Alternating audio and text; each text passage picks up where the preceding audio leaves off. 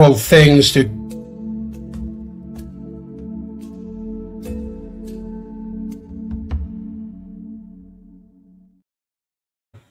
and welcome to the stream and those who are part of that broadcast of my broadcast on the stream this morning. All right, so what do we have going on in the Levant? Do we have do we have something that can actually bring about peace in that part of the world to a nation that does not want peace in that part of the world? Or is it actually perhaps a time for some revolutionary rejuvenation? So yesterday was a bit of a bittersweet day. Hamas released all 20 of the remaining Israeli hostages, as you well know, not including the 4 deceased, who were also returned to their families. But at the same time, Israel released 2,000 Palestinian prisoners, some of whom have not been seen for decades, to shouts of joy and celebration and just family exaltation, and a lot of the much-needed humanitarian aid, the medicine, the cooking fuel, all these things began to flow into the Gaza by the truckload in a way that has not happened for months, probably years. And despite all this, it's impossible to ignore the less than ideal speech of U.S. President Donald Trump to the Israeli Knesset, replete with, oh brother, his adulation for the wicked Miriam Adelson, or the toothy grin of Prime Minister Benjamin Netanyahu, who deserves prison instead of praise, or the reports of widespread arson going on across the Gaza Strip as the evacuating IDF soldiers leave yet further destruction in their wake, setting afire many things on their way out of town. This includes the incineration of one of Gaza's last remaining treatment plants. Waste treatment plants. Just set it on fire, just on their way out of town. Putting all of Gaza City, after 2 years of genocidal war, finally without this vital piece of infrastructure, and as I've talked about many times on this program, you can't just stop the shooting of bullets. You have to rebuild something. And if on your way out of town, you burn down the last remaining waste treatment plant in the Gaza, how indicative is that of your intention to actually observe a peaceful relationship hereafter? So yes, bittersweet, as I said, because a ceasefire has been achieved. The killing has stopped. Killing hasn't stopped in the West Bank, but it's stopped in Gaza. Yet the perpetrators of this horror, of this genocide, of this murder, escape responsibility. Justice has not been served, and there was no talk that I didn't hear the speeches. I just heard excerpts from them. I didn't hear anything about a Palestinian state. Nothing.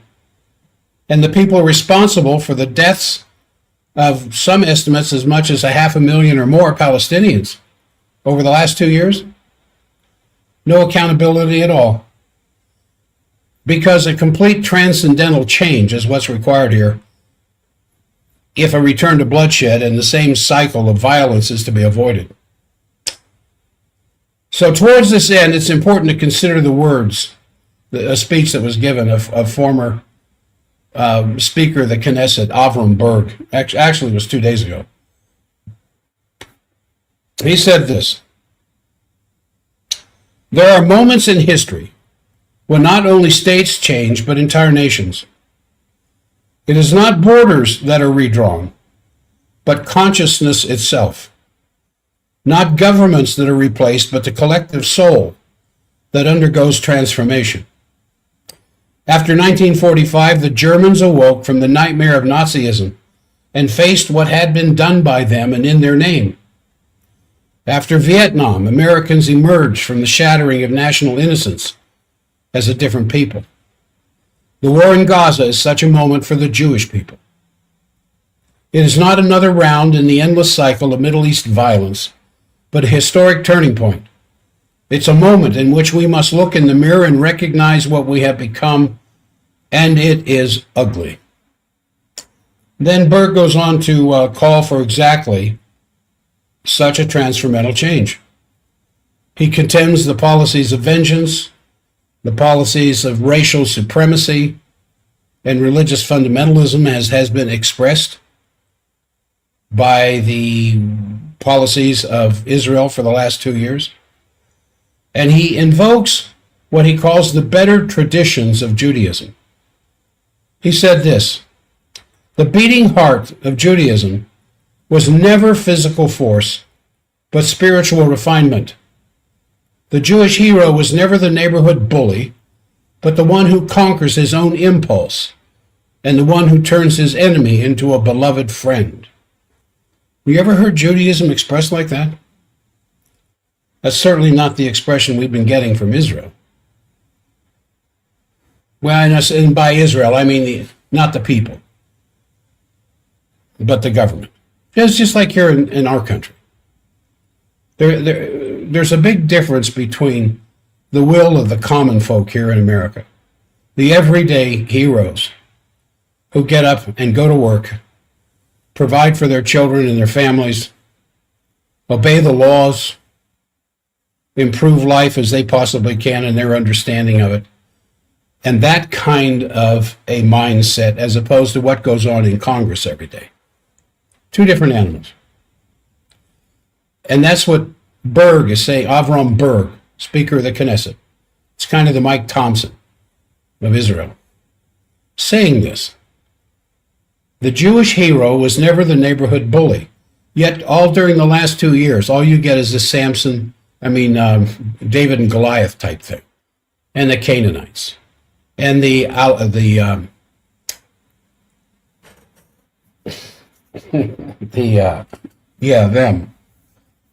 begins with an A, the Amalekites, the bad boys of Israel or Middle Eastern history. And so Berg is saying the Jewish hero was never the neighborhood bully, but the one who conquers his own impulse and the one who turns his enemy into a beloved friend. So he's calling for a global Jewish fund for the reconstruction of Gaza, as well as other actions to try to salvage the situation for the Palestinians and pave the way for a peaceful coexistence between the two people. You didn't hear that in the Israeli speeches. He said, these are not intended as a mere political gesture, but rather the only way to survive spiritually.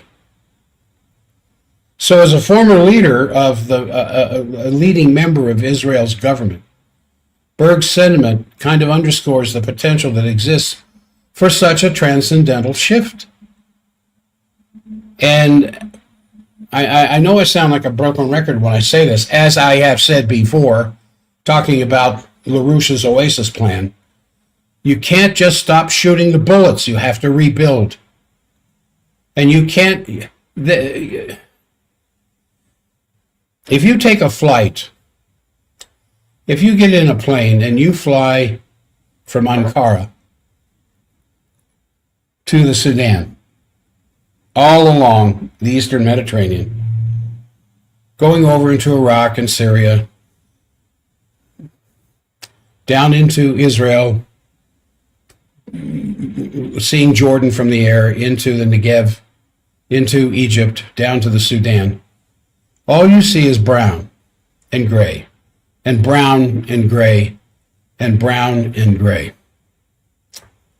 And that place could be turned green, because there are places of great greenery along that strip.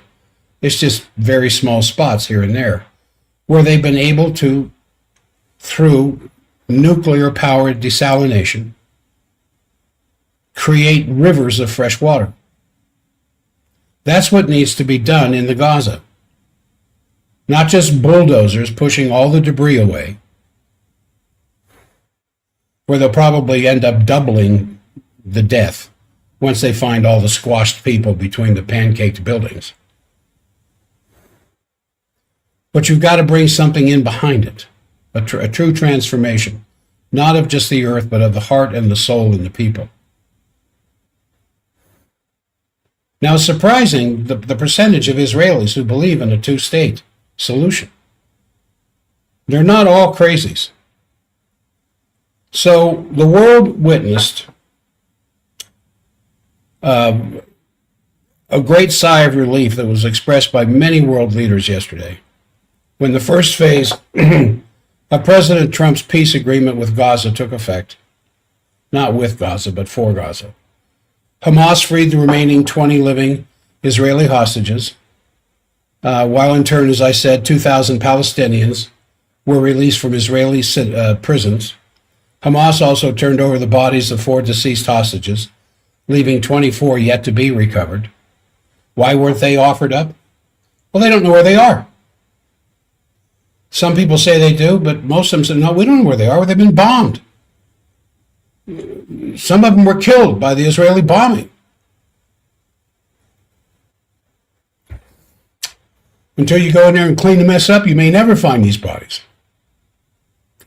So the United Nations said humanitarian aid is now entering into the Gaza in what they called a humanitarian scale-up, which is reported by Dropsite News. This included cooking gas, tents for displaced families, frozen meat, fruit, flour, medical supplies delivered for the first time since when? Since all the way back in March. And at the same time, the UN is preparing to take over deliveries of food and other supplies to Gaza, with reports that there are 170,000 tons of supplies waiting to be delivered. Since it's cleared by Israel. 170,000 tons. That 170,000 tons didn't just show up last night. They've been sitting there, waiting to be delivered. The Gaza Humanitarian Foundation, the phony food delivery agency, responsible for killing hundreds of Palestinians who were out there searching for meals, has been temporarily shut down. The United Nations Relief Workers spokesperson Jonathan Fowler said the organization has enough food in the warehouses for Gaza's entire population for 3 months, though the role of the United Nations relief worker will be allowed to, how far they can go, what kind of territory they can cover remains unclear. 170,000 tons of food. So among the Palestinians freed were 250 who were sentenced to long or life sentences, 154 of whom were immediately deported to Egypt upon their release, while more than 1,700 had been kidnapped from Gaza during Israel's 2-year war of genocide. Not released were several very high-profile leaders. Ahmed Sadat, who's head of the Popular Front for the Liberation of Palestine, and senior Hamas members, Hassan Salama, Abdullah Barghouti, which is no relation to the big Barghouti, Ibrahim Hamid, and Abbas al-Sayed. So before withdrawing, or at least when they were informed that they were pulling out of Gaza City on the evening of October 9th, the soldiers that were the last to pull out were launching a huge arson spree. And this was also reported by Dropsite News. They set fire to homes around Gaza City and also, as I said, the last remaining sanitation plant. The homes that were still standing were apparently buildings the occupying soldiers had taken over. Soldiers posted on social media how they used olive oil in the homes to saturate everything flammable, such as couches. I mean, the soldiers are admitting this. One Israeli soldier from the Kafir Brigade posted a photo on October 12th showing himself standing in front of a set of burning wooden pallets, and his caption read, On Friday, just before Gaza, burning food so it won't reach the Gazans. May their names be erased. This was in line with the publicly expressed positions of various Israeli officials. For example, Israeli Science and Technology Minister Gila Gamliel told Channel 7 News in September, "We have already completely annihilated 75% of the entire Gaza Strip. There remains 25%, which, as you know, it too, we are now taking over. There will be nothing left there that would really leave the potential to be habitable." Is that how you start peace? The Sheikh Ajin sewage treatment station, a central component of Gaza City sanitation network, was also destroyed. And a photo was posted on social media of Israeli soldiers in front of the plant while it burned with the message, "One last memory." Monthir Shobak, Director General of the Coastal Municipality's water utility, who manages the facility, said the attack is a blow that could push Gaza City's wastewater system to point zero. He added that the plant is one of Gaza's oldest and warned that its destruction will set back planned reconstruction efforts for years. He said, "For Pete's sake, they signed a ceasefire. Why set it on fire?" So the Sheikh Al-Ajlin sewage treatment station was the sole remaining facility that was capable of providing sewerage to Gaza City after the 2024 Israeli attacks destroyed the central Gaza wastewater treatment plant, which Israel claimed was necessary to establish the buffer zone around Gaza's perimeter.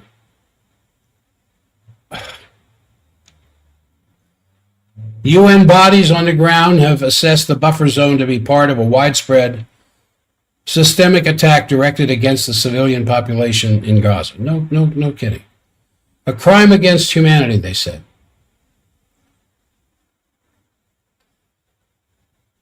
But without Sheikh Ajlin, raw sewage will have to be dumped directly into the sea. Remediation could take years and would cause massive contamination, says Shobak. You're talking about Gaza without sewage treatment, shorelines covered with waste, groundwater at risk, and untreated sewage flooding the streets if pipes and pumps are not repaired after the assault. Do you suppose these soldiers did this just for a wisecrack effort, or were they told to do this? For over a year, some senior Israeli officials have advocated for wastewater treatment plants in Gaza to be rendered inoperable.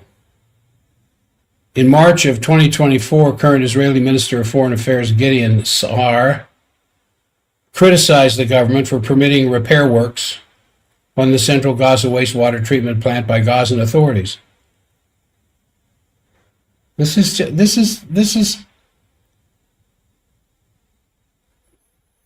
I can't abide this.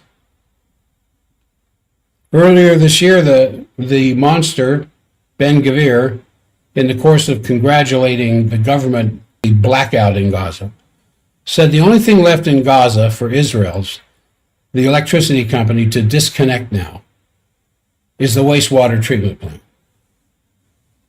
But just imagine that. Imagine that here in all of the towns and cities, up in Davis County and Weber and down in Utah County and all throughout Salt Lake County, if the wastewater treatment plants shut down,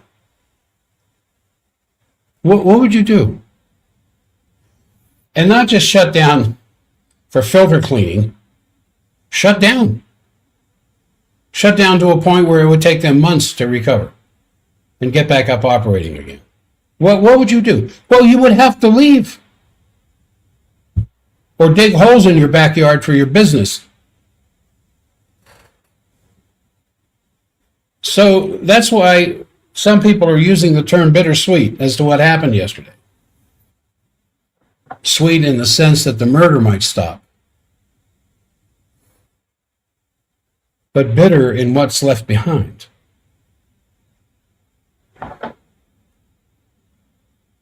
So, what is happening today? The big meeting in Sharm el-Sheikh is taking place where the agreement on Gaza has been signed. A lot of world leaders are there. Of course, it's probably towards the end of the day there now. Trump is there, naturally, Egyptian President el-Sisi, who is hosting Keir Starmer. What's he doing there? Macron, what's he doing there? Meloni, what's she doing there? Sanchez, what's he doing there? Antonio Guterres, Erdogan, Antonio Costa, Jordan's King Abdullah.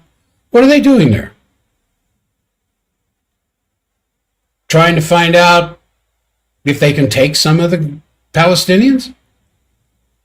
Making sure that they get their claims on the greater Palestinian oil and gas fields that are located there in Gaza, as well as extending out in the eastern Mediterranean.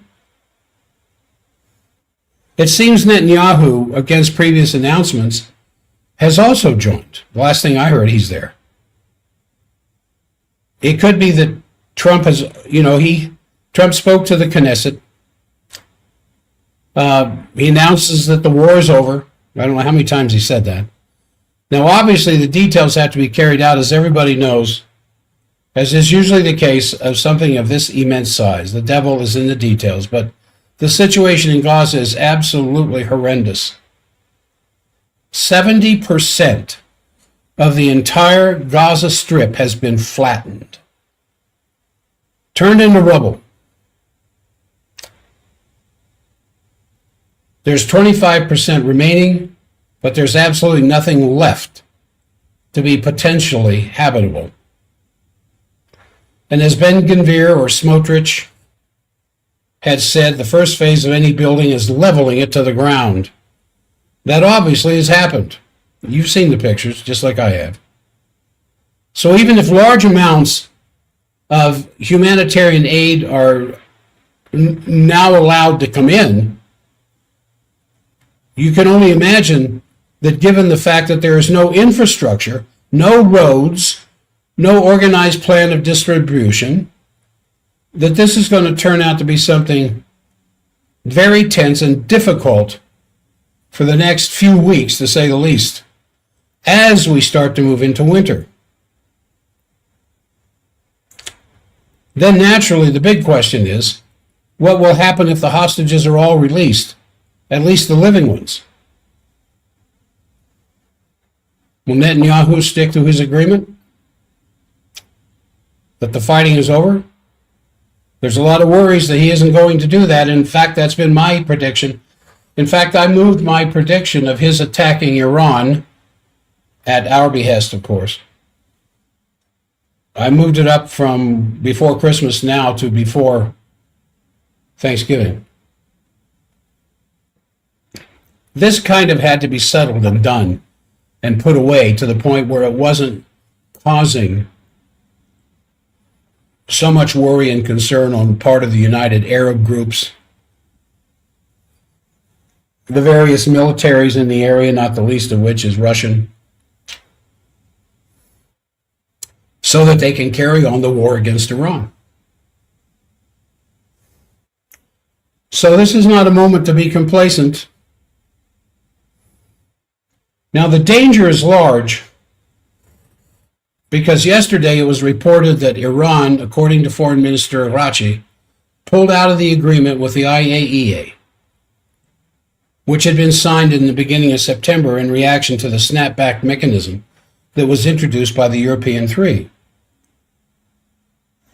Great Britain, France, and Germany. And it meant that the deal with the IAEA, the International Atomic Energy Agency, the ones that goes around and looks in your backyard and in your basement for nuclear development,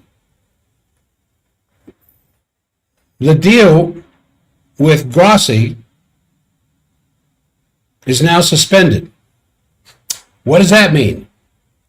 Well, I talked about Ted Postel yesterday, who a couple of weeks ago said that Iran is only a very short time away from having a nuclear weapon.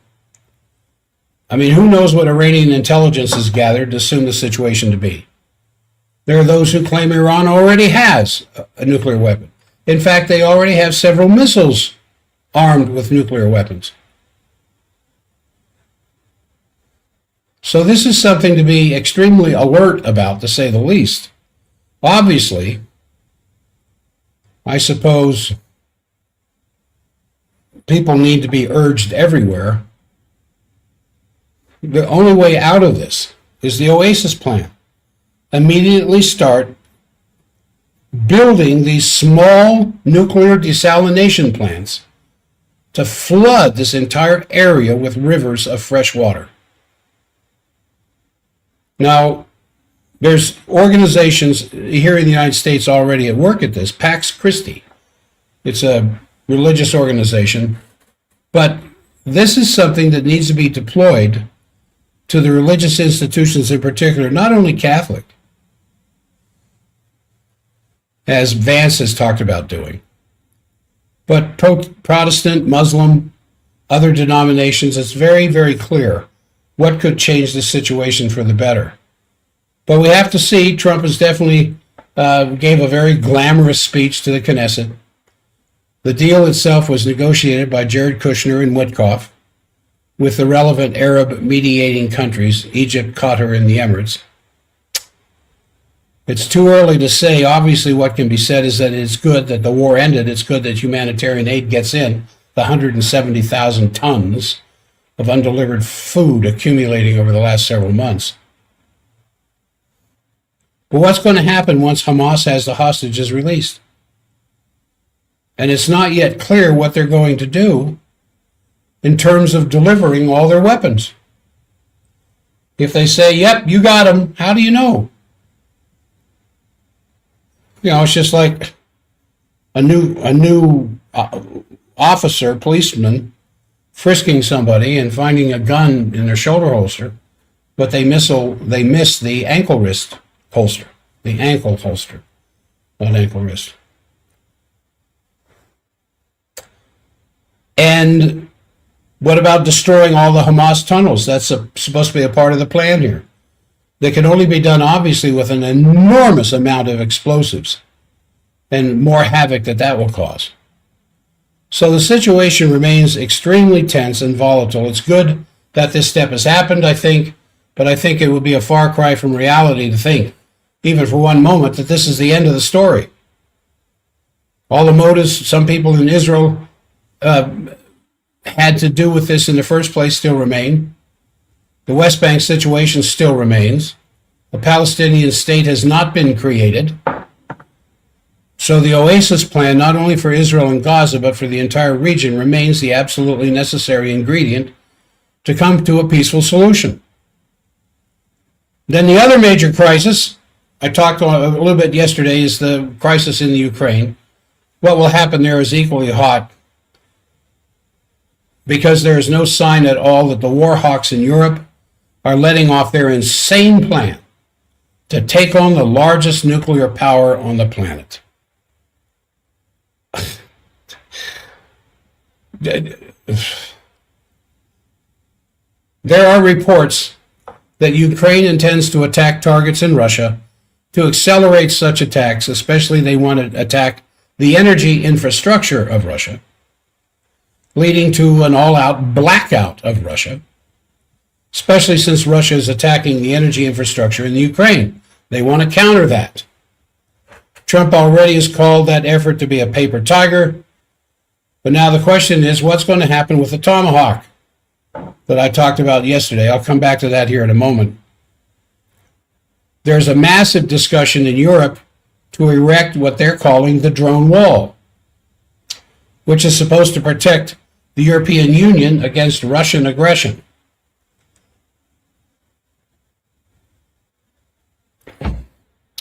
Now, they pretend that this drone wall would be a purely defensive device, but as it is now coming out, there is a much more important secret plan, which makes very clear that the real purpose of the drone wall is an aggressive one.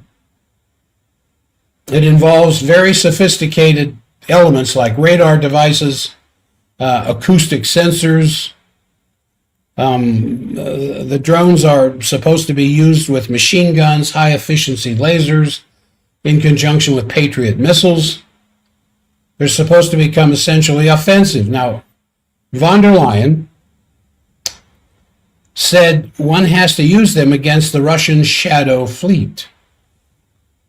Now, the EU Commissioner for Defense, Kubilius, said that it will involve a whole variety of things to make drones obsolete, including attack drones, missile defense groups, means for electronic warfare, and the capability to attack targets on the ground. So it's very far from just being a defensive device. It's supposed to be integrated with some other technologies. The Financial Times reported that Trump would have given the okay that specific intelligence has been given to Ukraine for strikes on Russian energy. That is obviously extremely serious, because Yushakov said that Russia and the United States are still following the guiding star of the agreements that they reached in Anchorage. But naturally, it's a red line now around which this whole thing is moving back and forth.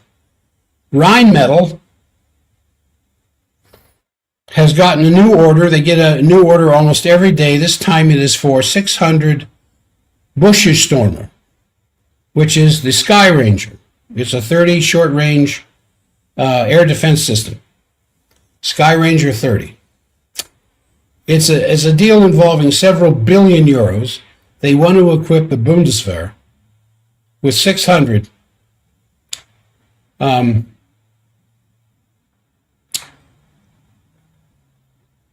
600.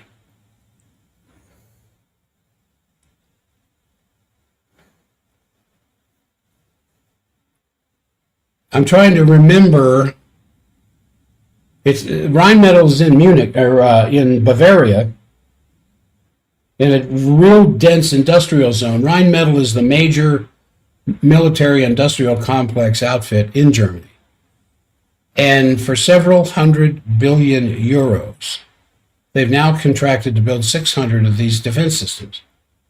So in the general rearmament, I guess that's what I'm trying to get to, is going full speed.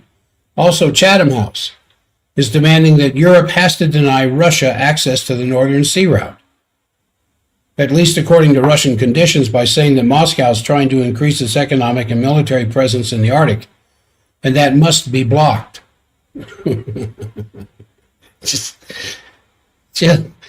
just insanity. You know, Russia has Eastern Russia, or Western Russia, has two access points to the ocean. Murmansk, which freezes over in the winter way up in the north, and then through the Black Sea. And now Chatham House, which is the brains of the New World Order, having tremendous, probably even greater effect in some power structures in the United States than even AIPAC does. Now, on the Tomahawk deployment, it's not yet clear if Trump has given agreement for it or not. First, he said he did. Then he took that back. And I was talking about what Ted Postel, talking yesterday about what Ted Postel said the other day in Berlin, where Ted Postel gave an excellent presentation on both the significance of the Tomahawk deployment, the planned U.S. medium-range deployment from 2026 on, and how quickly that can lead to nuclear war. So he gave an excellent, detailed description of why the theory of a tactical nuclear war is completely ridiculous. As he's written many times in the past, it is the logic of a nuclear war that if one weapon is used, eventually all of them will be used. And within 5 days of that first launch, it'll lead to a global nuclear war, simply because each side always has to assume that the other side is planning a decapitating strike or some major thing. So they'll always try to outdo each other. and that'll lead to a spiral ending in a global nuclear war in no less than 5 days, which will be followed, of course, by a nuclear winter. Then, highlighting with that is the work of Stephen Starr, because he also said the Western politicians are so completely unaware of the fact that you can't just launch one nuclear missile. Because they're always talking about nuclear weapons as if they had just one more, now totally powerful weapon. He said people completely underestimate what would happen in a nuclear exchange. He went through this is Stephen Starr in Berlin the other day, went through a very detailed description of how first of all, there's 3 categories of nuclear weapons: the tactical, the theater, and the strategic. Where the tactical is just usually like 1.5 kilotons. But the strategic go up to the worst. See, 1.5 is I think Hiroshima and Nagasaki were about 7.5 kilotons. So these are smaller than Hiroshima and Nagasaki bombs. The tactical ones, the ones you send out there, 2 or 3 miles away from where you are, because there's a huge division of the enemy coming towards you. But the strategic, the tactical ones are 1.5, but the strategic go up to the worst case of 1,200, 1.2 megatons. Have an enormous destructive potential, and how the actual impact is just the first phase. When the bomb goes off, that's just the first phase.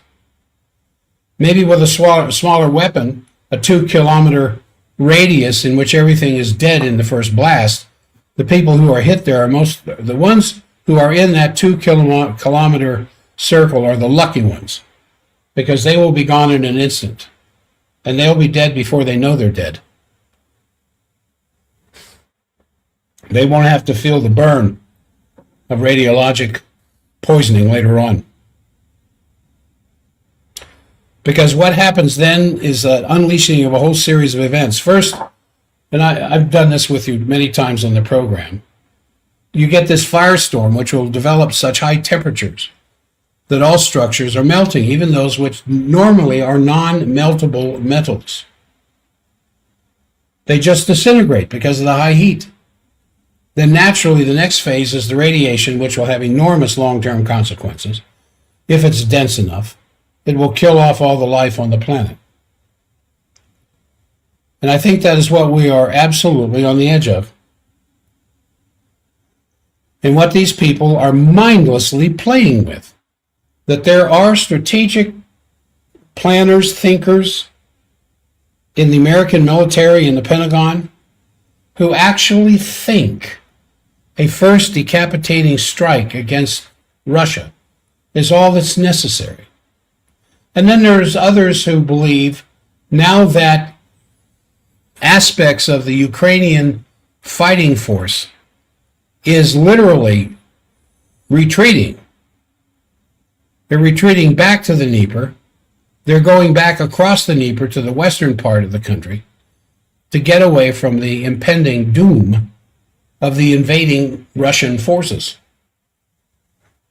And there are those who are saying, well, we'll just drop a little 1.5 kiloton nuke in the midst of that invading Russian army, and that'll teach those Ruskies. That'll teach them. They actually have discussions like this in the Pentagon. How do I know that? Because I hear that from people who hear that from people in the Pentagon. It's not firsthand evidence that I'm offering you. It's been through a couple of sources, but sources I trust that have proved right all along. So you look at the discrepancy between what some very serious scientists are saying and what the politicians are saying. Either we're governed by imbeciles or by completely reckless people. Now, on the other front with China, Trump is again playing wonderfully his role of Dr. Jekyll and Mr. Hyde. And after China reacted by announcing that they're going to restrict the export of rare earth minerals as a countermeasure to the tariffs, Trump said, well, all right, in addition to the 30% import tariffs from November 1st on, I'm going to put in 100% tariffs on goods from China. He said that this could possibly endanger his meeting with Xi Jinping, which is scheduled to take place in South Korea at the APEC meeting that's coming up. Then he changed that again and said, well, he'll be there for sure, and therefore he thinks the meeting with Xi Jinping will take place. But that changes very dramatically back and forth. Also, China, in response to all of this, dramatically is now imposing port fees on U.S. ships unloading in Chinese ports. So this is not a very calm situation. Also, Europe started to give China the Russia treatment. The Dutch government seized the Chinese-owned ship-making company in the Netherlands on national security grounds, based on something called the Product Availability Act, which is basically just confiscating what belongs to somebody else. Like they're threatening to do with the Russian 500 billion reserves in Eastern or European banks.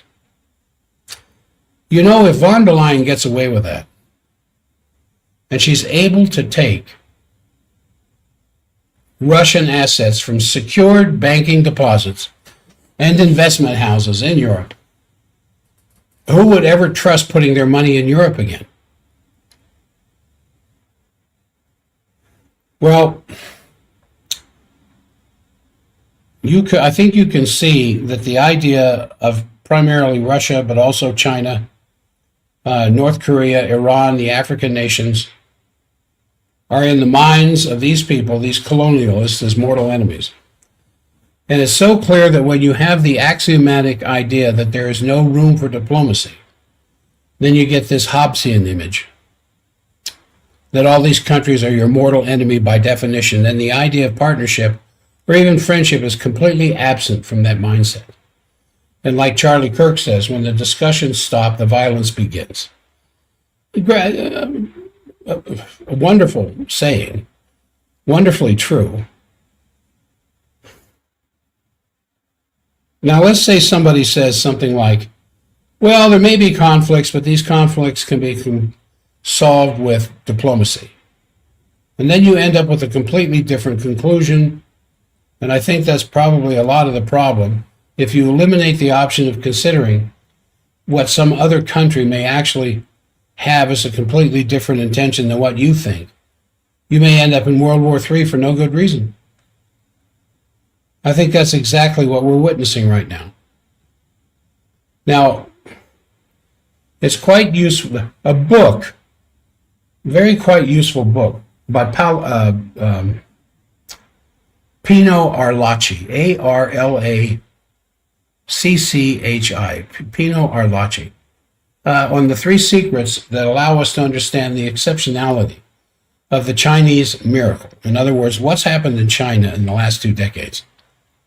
Now, I haven't read the book, just read an abstract of it, but what it says there is that there are 3 secrets which have made China what it is. And first, it's non-expansionism. You know, it's kind of like the George Washington approach to foreign policy. Well, let's just stay here and develop our country and take care of what we need before we go looking for wars in other countries. It's the same thing that John Quincy Adams, was he the 6th president? The son of John Adams. John Quincy, they called him. Anyway, the first aspect of Chinese diplomacy is non-expansionism, and it's linked to the deep-rooted aversion the Chinese have to war and violence, and that meritocracy is an instrument of government, which would be, peculiar socialist economic political model. This is how you become a hero as an instrument of government. doing things that benefit the entire population.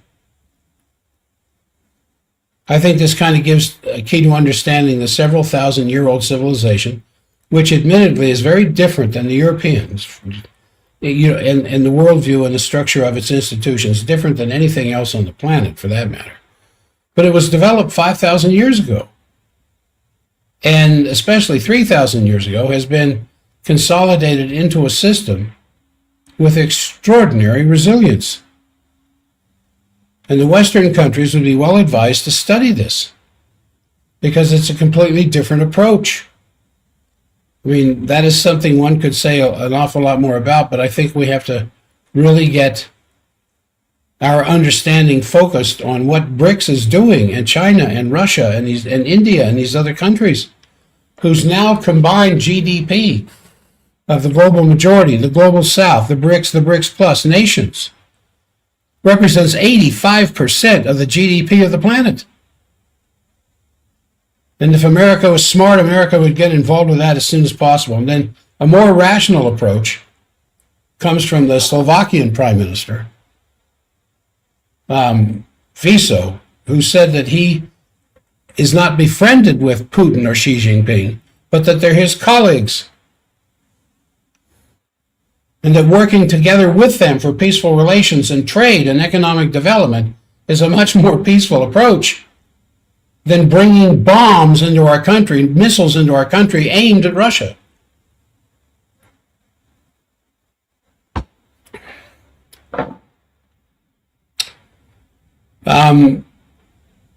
I've talked so much about Germany. I don't think I need to spend an awful lot more time about that.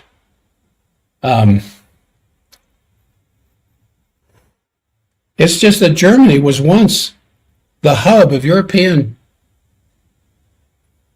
manufacturing and productivity and engineering development, as was represented by the Nazi scientists of the 1930s and 40s. Why we grabbed so many of them there in Operation Paperclip, because they were smarter than what we had here. In fact, Heisenberg, if he didn't blow up his laboratory, would have had a nuclear bomb before we did at Alamogordo, at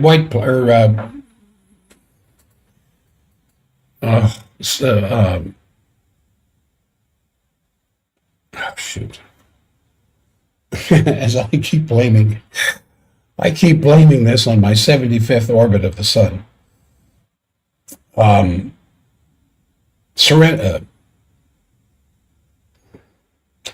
White Plains. Not White Plains. Oh, well, I'm sorry. I'm embarrassing myself. It's just,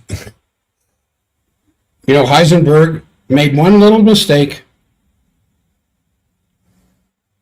As much as I love the concept behind his uncertainty principle, he made one little mistake in his laboratory and blew it up, and Hitler said, okay, that's enough. When he should have let Heisenberg correct the mistake he made. They would have had a nuke 3 or 4 years before we did.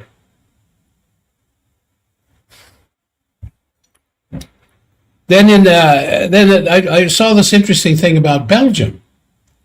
The Belgian government, there's a massive increase of shootings going on in Belgium and in Brussels in particular. I don't think they have concealed carry there.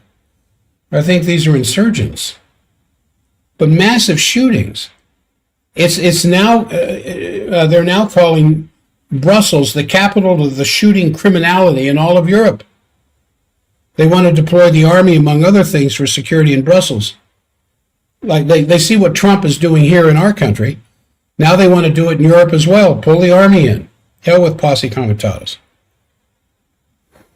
And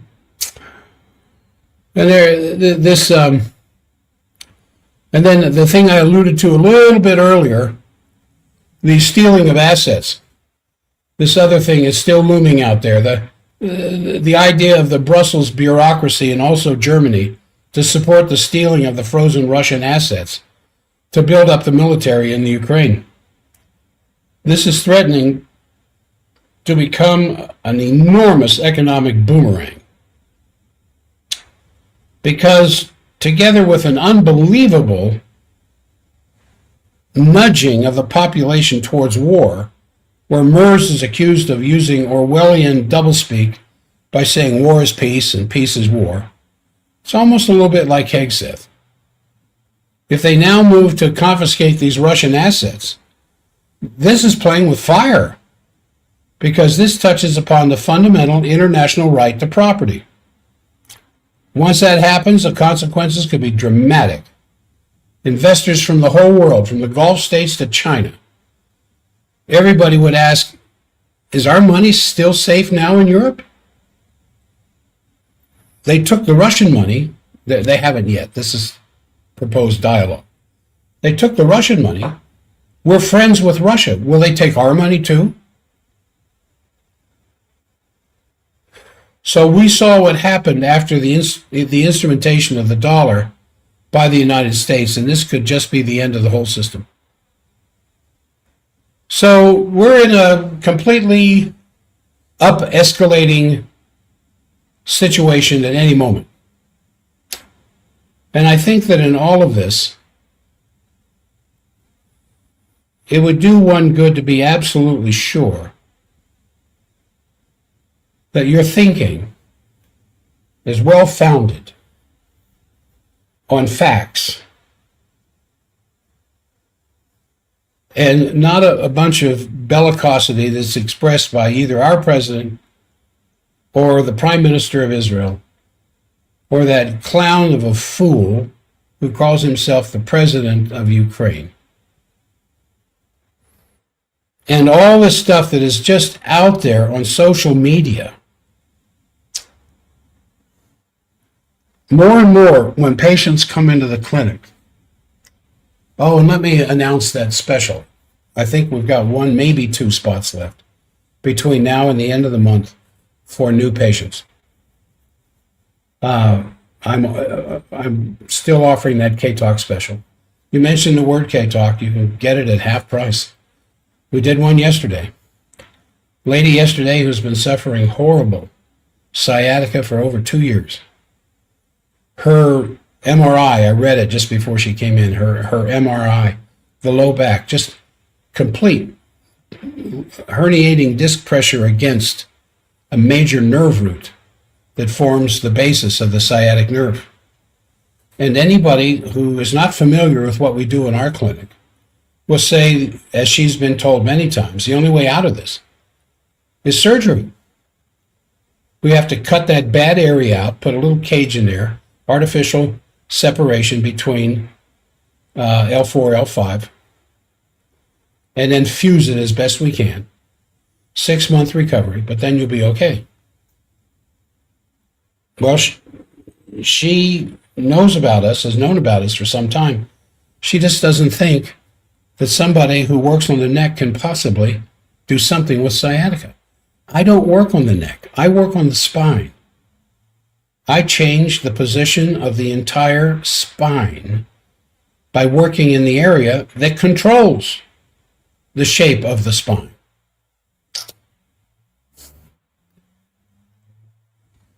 To me, it's child's play, but for someone who's not familiar with this stuff, it can seem a little complicated. I'll talk more about this tomorrow, but on the health show. But anyway, she had a family relative present, and the family relative said, "Well, if you're not going to do this, if you're not going to pay for this, I'll pay for it." "Oh no, you're not going to pay for this." And so it kind of went back and forth as to who was going to pay, and then the one person finally said, "Okay, let's do this." So I get pictures. They're not good. She's got a pretty bad misalignment plus a whiplash in her neck from a car accident and degeneration. Woman is in her 40s. But I got a good set of films, good analysis. I knew what side to work on because only one side will fix this. The other side will make it worse.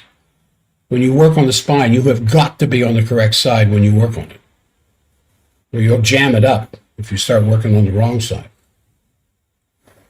And I worked on her, and she stands up and starts walking around with this, as most people do. not knowing what to expect, a big grin on her face. Just a big grin. What are you grinning about? Well, I can't believe what I feel. What do you feel? Better. And then I always give my smart ass question. Well, were you going to pay me for this? Well, yeah. Well, what were you expecting in return? Of course it feels better. Now you're not fixed. It's going to take your body months to fix this. You don't have to say me for months. You just need to hold on to the correction for months, and your body will heal itself rapidly from this point on, instead of compensating for this imbalance against gravity and stop the compression of that muscle that's irritating the hell out of your sciatic nerve. Well, she says, the pain's there. I said, yeah, the pain is still there. I'm bringing you in out of the burning sun. You're still sunburned. But has the quality of the pain changed? Oh, yeah, it's not nearly as bad. Yeah. You always have to ask that question. You can't just say, is the pain gone? No, it's still there, but considerably reduced. I said, well, you're going to go home and use ice for 2 or 3 days, and then I'm going to see you again. And it's going to be considerably reduced by the next time I see you. And I never even had to touch your low back, did I? So we've got 1 or 2 spots available. Who would want to take advantage of this?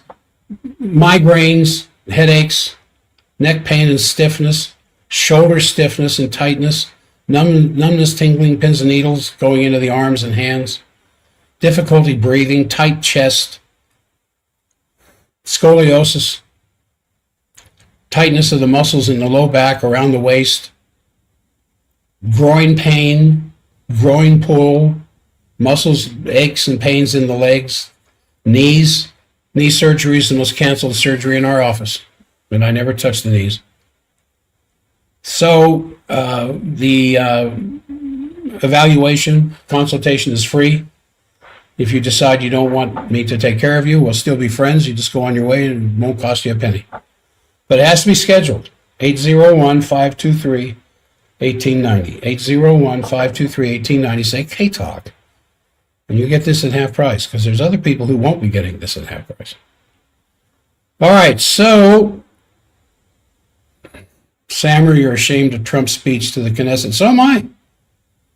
So am I. And then did you see what Trump said to was it Berg? He said, pardon him, referring to Netanyahu. Just pardon him.